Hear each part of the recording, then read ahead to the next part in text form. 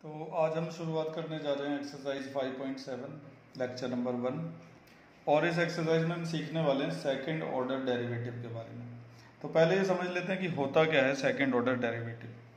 कोई भी फंक्शन जो होता है या तो हम उसे y से रिप्रेजेंट करते हैं या फिर हम उसे f(x) से रिप्रेजेंट करते हैं। असल में ये दोनों एक दूसरे के इक्वल होते हैं। आपने कई बार देखा होगा f(x) को y के इक्वल लिखा हुआ, ठीक है। तो अगर फंक्शन y की फॉर्म में है और जब हम उसका डेरिवेटिव फाइंड करते हैं तो हम उसे लिखते हैं dy/dx, ठीक है। और अगर इस डेरिवेटिव का एक बार फिर से डेरिवेटिव निकाल दिया जाए तो उसी को सेकंड ऑर्डर डेरिवेटिव कहा जाता है और ऐसे लिखा जाता है, बोलते इस तरह से d2y/dx²। क्या बोलते हैं? d2y/dx², ठीक है। अगर फंक्शन f(x) की फॉर्म में है और पहली बार जब उसका डिफरेंशिएशन होता है तो उसे क्या लिखते हैं f'(x) और दोबारा से जब हम उसका डिफरेंशिएशन करेंगे तो हम उसे क्या लिखेंगे f'(x). इसी को सेकंड ऑर्डर डेरिवेटिव कहा जाता है। यानी कि किसी भी दिए गए फंक्शन का अगर एक बार डिफरेंशिएशन हो चुका है और आप एक बार फिर कर देते हैं तो उसको कहा जाएगा सेकंड ऑर्डर डेरिवेटिव, ठीक है। सेकंड ऑर्डर डेरिवेटिव को रिप्रेजेंट करने का एक तो ये तरीका होता है d2y/dx², एक ये तरीका होता है f'(x), और भी बहुत सारे तरीके होते हैं। देखिए, अगर हम y का डिफरेंशिएशन एक बार करते हैं तो उसको हम y1 लिखते हैं और दोबारा से डिफरेंशिएशन कर देते हैं तो y2 लिखते हैं। ऐसे भी डिफरेंशिएशन को रिप्रेजेंट करने के तरीके होते हैं। इसके अलावा कई जगह पर हम इस तरह से भी रिप्रेजेंट करेंगे कि जैसे y' और y'। और एक और बार अगर कर दिया ना थर्ड ऑर्डर डेरिवेटिव तो उसको हम बोलेंगे y'। यहाँ पर आ जाएगा y3 जब तीसरी बार उसका डिफरेंशिएशन करेंगे। यहाँ पर आ जाएगा f'(x) और यहाँ पर आ जाएगा d3y/dx³, ठीक है। तो सेकंड ऑर्डर डेरिवेटिव का मतलब ये है कि अगर आपने किसी फंक्शन का एक बार डिफरेंशिएशन कर दिया है और आप दोबारा से उसका डिफरेंशिएशन करते हैं तो हम कहेंगे कि उसका क्या निकाल रहे हैं हम सेकंड ऑर्डर डेरिवेटिव। उसको रिप्रेजेंट करने के अलग अलग तरीके हैं। जब हम सवाल करेंगे तो करीब करीब इन सभी तरीकों का इस्तेमाल करेंगे। तो शुरुआत करते हैं एक्सरसाइज की क्वेश्चन नंबर 1 से। तो सवाल इस तरह से लिखा हुआ है कि find the second order derivative of the functions. In function का क्या करना है? सेकंड ऑर्डर डेरिवेटिव निकालना है। सबसे पहला फंक्शन हमारे सामने है। हम इस फंक्शन को किसी भी तरह से रिप्रेजेंट कर सकते हैं। हम इसको y लिख सकते हैं, y=x² + 3x और +2। हम इसे f(x) भी लिख सकते थे। तो पहली बार जब हम इसका डिफरेंशिएशन करेंगे तो हम लिखेंगे dy/dx। x² का क्या होता है 2x, 3 कांस्टेंट है, साइड हो जाएगा और x का क्या हो जाएगा 1, और एंड में कांस्टेंट के साथ कोई वेरिएबल मल्टीप्लाई में नहीं है, इसलिए इसका डिफरेंशिएशन क्या हो जाएगा 0। तो फाइनली dy/dx कितना आ गया 2x + 3। अब अगर हम सेकंड ऑर्डर डेरिवेटिव निकालते हैं तो ये जो आया था ना इसी का दोबारा से डिफरेंशिएशन करना पड़ेगा d2y/dx²। तो जब हम इसका दोबारा से डिफरेंशिएशन करेंगे तो 2 और x का क्या हो जाएगा 1 और 3 का क्या हो जाएगा 0। तो फाइनली कितना आ गया 2 आ गया। तो काफ़ी आसान है, मतलब जितनी बार किसी भी फंक्शन का डेरिवेटिव फाइंड करेंगे वो फंक्शन उतना ही ईजी होता चला जाएगा। लेकिन हमेशा ऐसा नहीं होता, 90% केसेस में ऐसा होता है। तो हमें ये फंक्शन दिया गया था, हमें सेकंड ऑर्डर डेरिवेटिव निकालना था। पहली बार जब इसका डिफरेंशिएशन किया तो हमने लिखा dy/dx। एक बार दोबारा से हमने इसका डिफरेंशिएशन कर दिया तो उसको हम लिखेंगे d2y/dx² और इसी को सेकंड ऑर्डर डेरिवेटिव कहा जाता है, ठीक है। आगे बढ़ते हैं। ये क्वेश्चन नंबर 2 है। यहाँ भी हमें सेकंड ऑर्डर डेरिवेटिव निकालना है। पहली बार करेंगे तो dy/dx, x की पावर n का क्या हो जाएगा nx की पावर n-1 हो गया एक बार डिफरेंशिएशन। अब अगर दोबारा से करते हैं d2y/dx² तो क्या होगा 20 तो ऐसे ही रहेगा। x की पावर 19 का डिफरेंशिएशन क्या होगा nx की पावर n-1, फॉर्मूला लगा दिया ना, 19x की पावर 18 और एक ब्रैकेट लगाते हैं ना इस तरीके से। अब इन दोनों की मल्टीप्लाई कर दो, कितना हो जाएगा 380, 19 2 जा 38 और x की पावर 80। तो इस तरह से बड़े आराम से सेकंड ऑर्डर डेरिवेटिव निकल जाता है। यहाँ पे लिख देना कि differentiating with respect to x, और यहाँ पे क्या लिखोगे again differentiating with respect to x, बस। ठीक है, तो काफी आसान है, आपको बड़ा अच्छा लगेगा इन सवालों को करते हुए। आगे बढ़ते हैं नेक्स्ट क्वेश्चन। 3, 4 और 5 जो थे बीच में, क्योंकि 2 के बाद मैं सीधे 6 पे पहुंच गया हूँ, तो बीच में जो 3, 4, 5 है वो आपके लिए छोड़ दिया, उनको आप खुद करके देखेंगे। वीडियो के एंड में आप उनके सॉल्यूशन देख लीजिएगा, अपने आंसर उससे मैच कर लीजिएगा। ठीक है, फिलहाल इस सवाल में भी हमें सेकेंड ऑर्डर डेरिवेटिव फाइंड करना है, तो पहले इसका एक बार कर लेते हैं differentiation, differentiating with respect to x both side. तो y का क्या हो जाएगा, dy/dx। यहाँ पे दो फंक्शन है इसलिए प्रोडक्ट रूल इस्तेमाल करना पड़ेगा। फर्स्ट फंक्शन ऐसे, सेकंड का डिफरेंशिएशन कर दो। अब थोड़ा डायरेक्ट भी कर सकते हो, sin 5x का डिफरेंशिएशन क्या हो जाएगा, cos 5x, और फिर 5x का भी तो करना पड़ेगा, तो 5x का क्या हो जाएगा, 5। ठीक है, इस तरह से अलग अलग लिख देते हैं। फिर प्लस, तो अभी हमने फर्स्ट ऐसे ही रखा था, सेकंड का डिफरेंशिएशन कर दिया था, अब सेकंड ऐसे ही रहेगा, sin 5x ऐसे ही रहेगा, और फर्स्ट का डिफरेंशिएशन करेंगे तो e की पावर x का जो डिफरेंशिएशन है वो क्या आ जाएगा, e की पावर x। ठीक है, अब इसको थोड़ा सही से लिख देते हैं। एक तो e की पावर x को कॉमन निकाल लेते हैं यहाँ से, ठीक है, और यहाँ पे बचेगा 5 cos 5x, और वहाँ पे क्या बचा हुआ है, sin 5x। तो एक बार तो डिफरेंशिएशन हो गया, अब हम दोबारा से करने जा रहे हैं, again differentiating with respect to x both side. तो जब दोबारा से करेंगे तो इसका मतलब हम निकाल रहे हैं सेकेंड ऑर्डर डेरिवेटिव, तो उसको लिखा जाएगा d2y/dx², और अब इसमें दोबारा से प्रोडक्ट रूल का इस्तेमाल करेंगे, ये बनेगा फर्स्ट फंक्शन, और ये पूरा जो आप देख रहे हैं यहाँ से लेके यहाँ तक, ये बनेगा सेकेंड फंक्शन। तो करते हैं इसका शुरू डिफरेंशिएशन। e की पावर x तो ऐसे ही रहेगा, अब इसका डिफरेंशिएशन करना है सेकंड का। फर्स्ट ऐसे ही रखा, सेकंड का डिफरेंशिएशन, तो 5 cos 5x का क्या हो जाएगा, sin 5x, और वो भी कैसा, माइनस का, और फिर 5x का क्या होगा, 5, तो इंटू 5 यहाँ पे लिख देता हूँ। ठीक है, इसके बाद इसकी बारी, sin 5x का क्या हो जाएगा, cos 5x, और 5x का क्या होगा, 5। अब तो समझते ही होंगे ना आप इन चीज़ों को। तो फर्स्ट ऐसे ही रखा, सेकंड का कर दिया डिफरेंशिएशन, अब सेकंड ऐसे ही रहेगा, 5 cos 5x और प्लस sin 5x, और फर्स्ट का डिफरेंशिएशन होगा e की पावर x का डिफरेंशिएशन होता है e की पावर x। एक बार फिर से समझिए, ये दो फंक्शन थे, फर्स्ट ऐसे ही, सेकंड का डिफरेंशिएशन, फिर सेकंड ऐसे ही, और फर्स्ट का डिफरेंशिएशन। ठीक है, अब यहाँ पे थोड़ा सा अरेंज कर लेते हैं इनको सही तरीके से। तो अभी इस वाले स्टेप में मैंने ज़्यादा कुछ तो नहीं किया, बस 5 5 25 कर दिया, बाकी ये जो माइनस है इसको आगे लगा दिया, और बाकी पूरा एज इट इज लिख दिया है। इसका e की पावर x जो है उसको आगे लगा के लिख दिया है। e की पावर x को हम कॉमन निकाल सकते हैं, कॉमन निकालने के बाद जो अंदर बचेगा वो सारा लिख देते हैं। तो e की पावर x हमने कॉमन निकाल दिया, ये पूरा एज इट इज है, और ये पूरा भी एज इट इज है। ठीक है, अब यहाँ पे लाइक टर्म्स को कलेक्ट करते हैं। 25 sin 5x के जैसा एक ये है, तो ये हो गए माइनस के 24 sin 5x। ठीक है, इसके बाद 5 cos 5x और 5 cos 5x, तो कुल मिलाकर हो गया 10 cos 5x। ठीक है, अब ये देखो कि यहाँ से क्या कॉमन लिया जा सकता है, तो ज़्यादा कुछ तो कॉमन ले नहीं सकते, सिर्फ यहाँ से 2 कॉमन लिया जा सकता है, तो 2 कॉमन ले लेता हूँ मैं।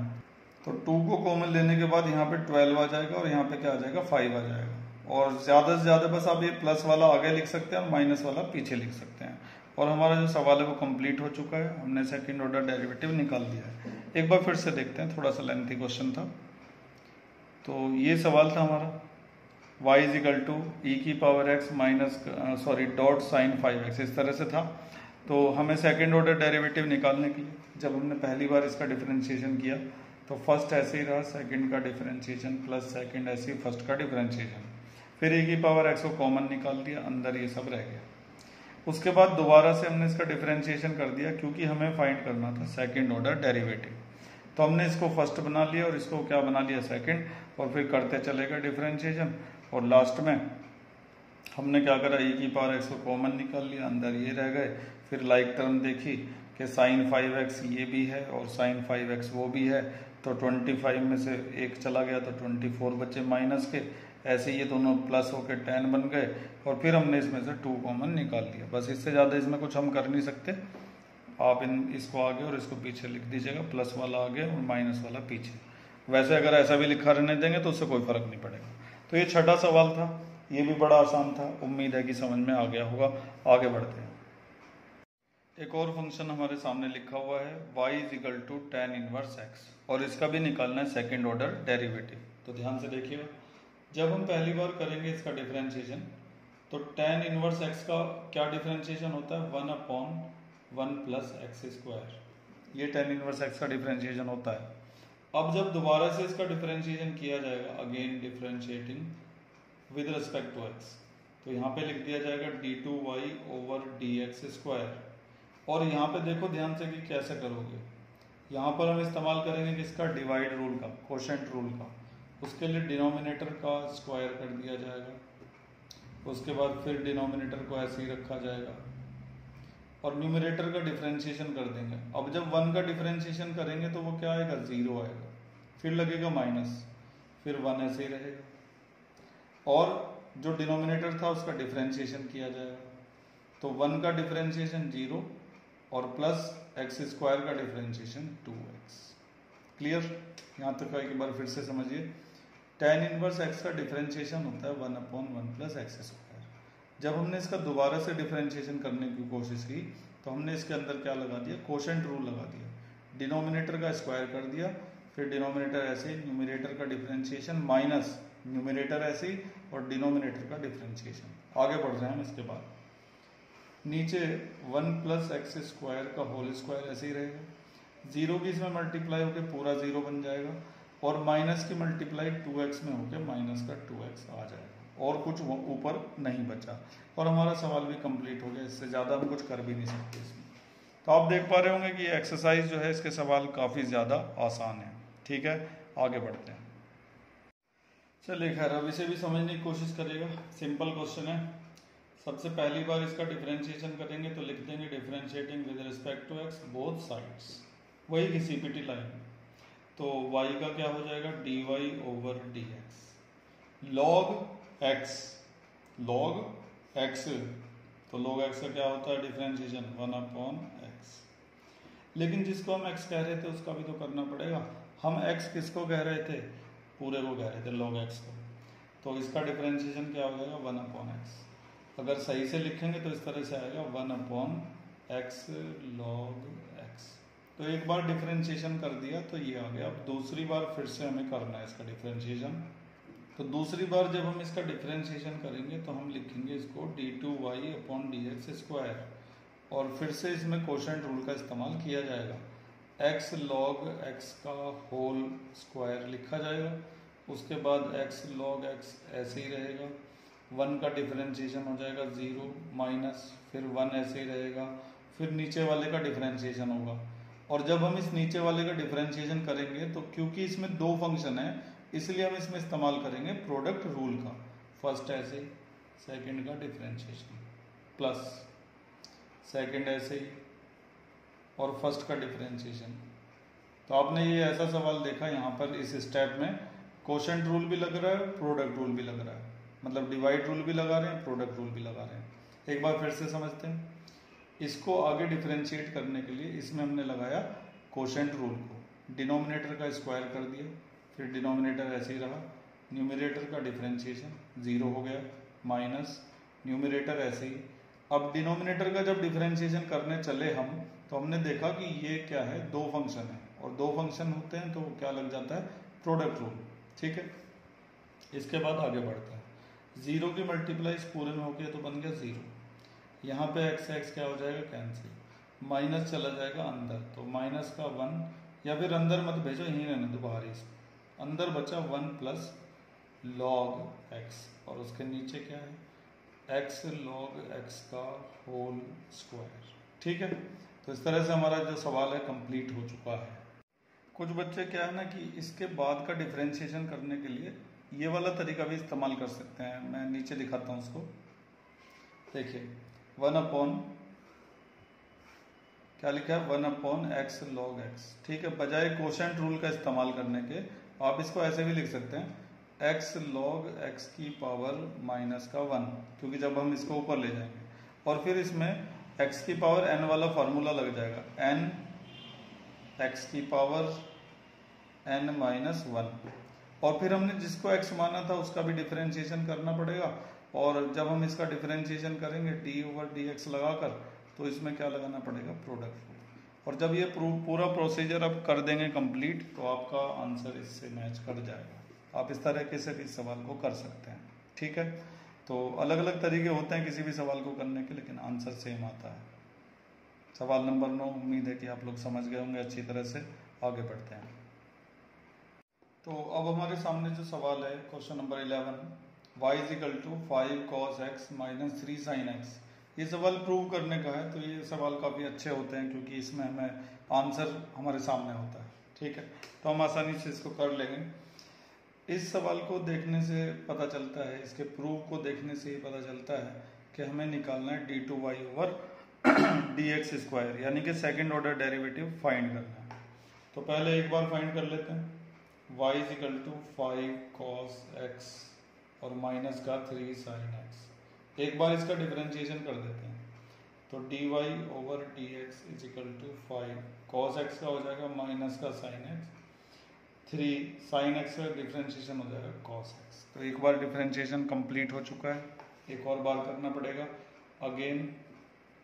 Again differentiating with respect to x ऐसे लिख देंगे। तो d2y/dx² आएगा -5 sin x का क्या हो जाएगा, cos x, और -3 cos x का क्या हो जाएगा, -sin x। तो उसकी वजह से ये क्या बन जाएगा, प्लस, ठीक है। तो दो बार तो हमने डिफरेंशिएशन कर दिया है। अब इसके बाद आगे देखते हैं कि क्या होगा। आगे अब इसमें दो चीज़ें हो सकती हैं। एक तो d2y/dx² की पूरी वैल्यू यहाँ पे पुट कर दी जाए और y की जगह पर ये पूरा लिख दिया जाए। दोनों को जब वहाँ पुट करेंगे तो दोनों आपस में कट के 0 आ जाएगा। एक तरीका तो ये है, इसको आप आसानी से समझ गए होंगे।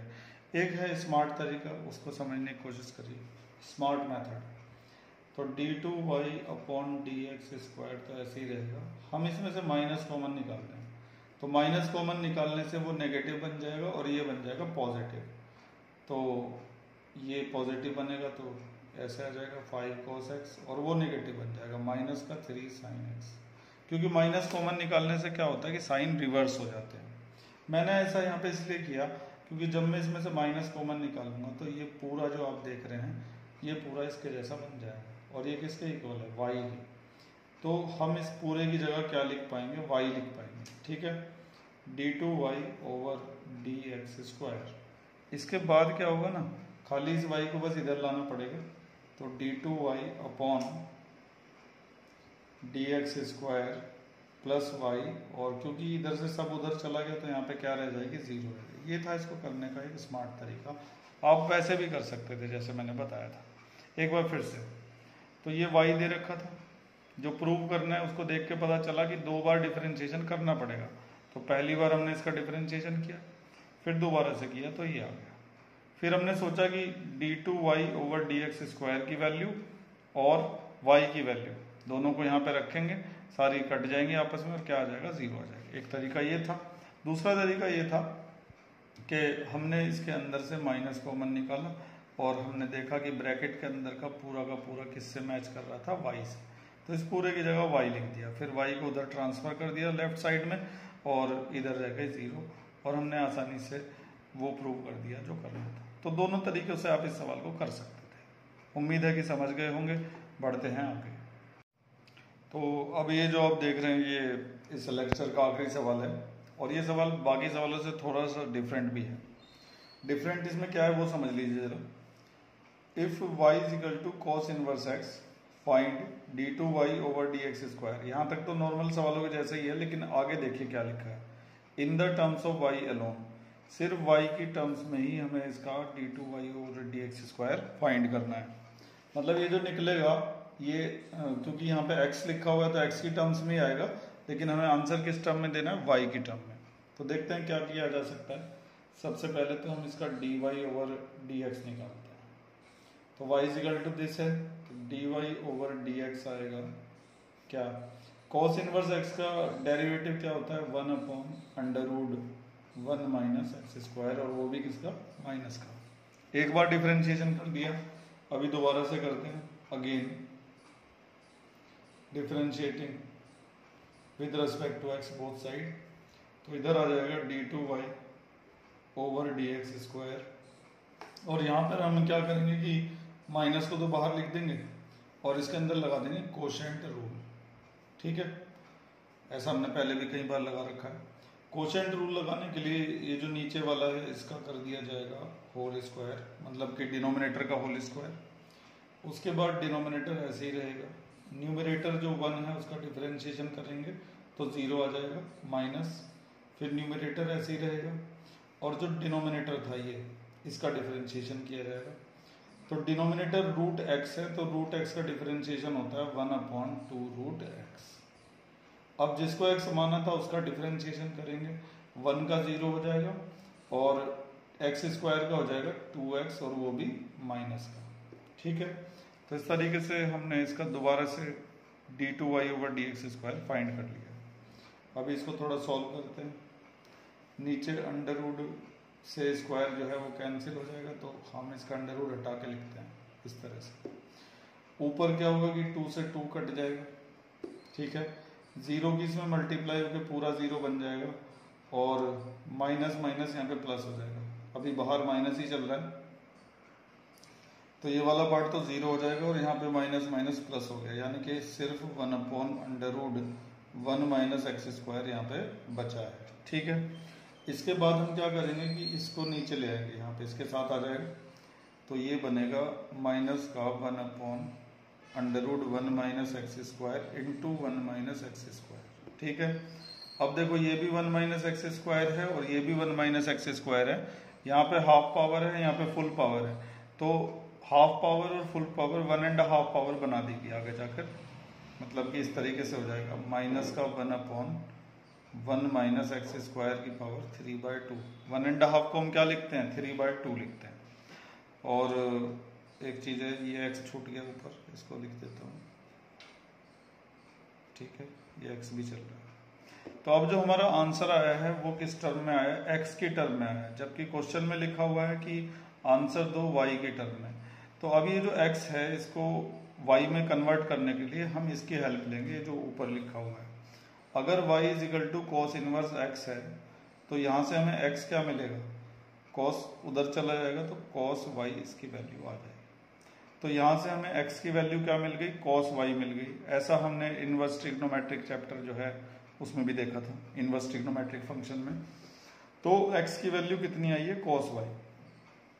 तो उस वैल्यू को, ये जो x हमें दिखाई दे रहे हैं उसको हम यहाँ पे पुट करने जा रहे हैं, अगले पेज पर ही लेना पड़ेगा, ठीक है। तो मैंने उसको अगले पेज पर लिख दिया है, और हमने ये देख लिया था कि हम x की जगह क्या लिखने वाले हैं।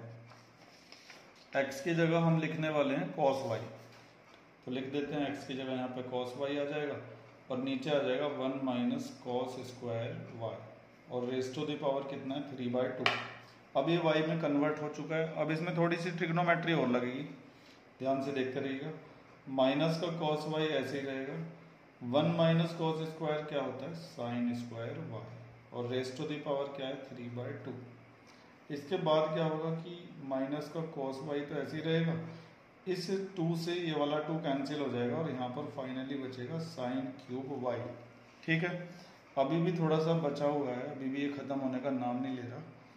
अब cos अपॉन साइन अलग कर दिया जाएगा इसमें से, cos y upon sine y, और एक जो साइन स्क्वायर है उसको कर दिया जाएगा अलग, ठीक है। अब cos अपॉन साइन मिलके क्या बना देंगे, cot y बना देंगे, और 1 अपॉन साइन स्क्वायर क्या बनाएगा, कोसेक स्क्वायर y बनाएगा। इस तरह से पूरा सवाल हमारा कंप्लीट हुआ, और आंसर भी y के टर्म्स में आ चुका है, ठीक है। एक बार पूरा सवाल फिर से रिपीट करते हैं। तो सवाल हमारा इस तरह से था कि y अगर ये है तो d2y अपॉन dx स्क्वायर निकालो, लेकिन y की टर्म्स में। तो हमने क्या किया कि लिख दिया y is equal to cos inverse x, dy over dx निकाला।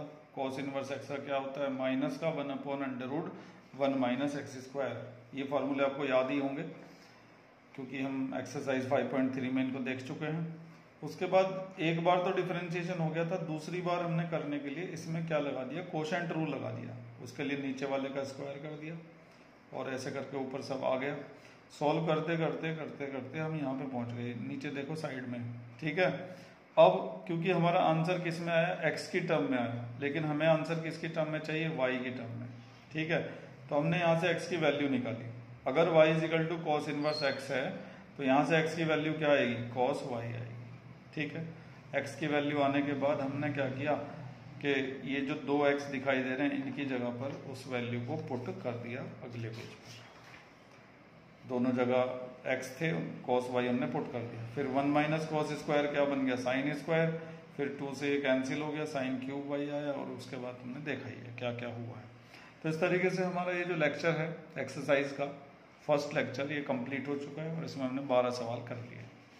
और अगले लेक्चर से पहले ये आपकी जिम्मेदारी है कि आप इन सब की प्रैक्टिस अच्छी तरीके से कर लेंगे और एग्जाम्पल ज़रूर देखा करें करके, एग्जाम्पल बड़े इंपॉर्टेंट होते हैं।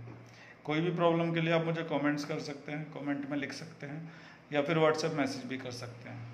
समझ में सब कुछ आगे हो तो लाइक ज़रूर करिएगा। Thank you.